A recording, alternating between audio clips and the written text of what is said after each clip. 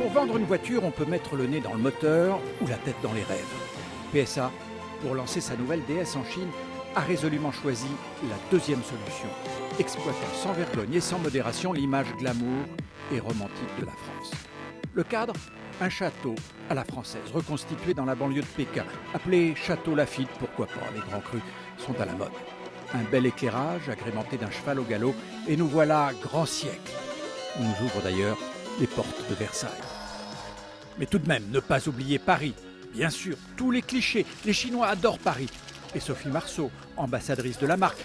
Et De Gaulle. Avec ça, ça serait un comble s'ils n'adoraient pas cette berline faite chez eux, pour eux. On s'appuie bien sur ce savoir-faire du luxe à la française, qui est français et qui est aussi parisien.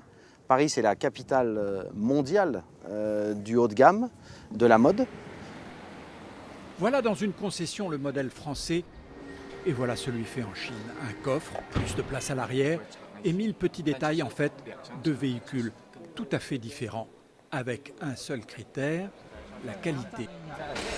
Car pour faire face aux voitures allemandes, il ne suffit pas de faire rêver. Un détail qu'il est important de connaître pour DS, c'est qu'on utilise donc sur ces fauteuils le meilleur des cuirs disponibles dans le monde.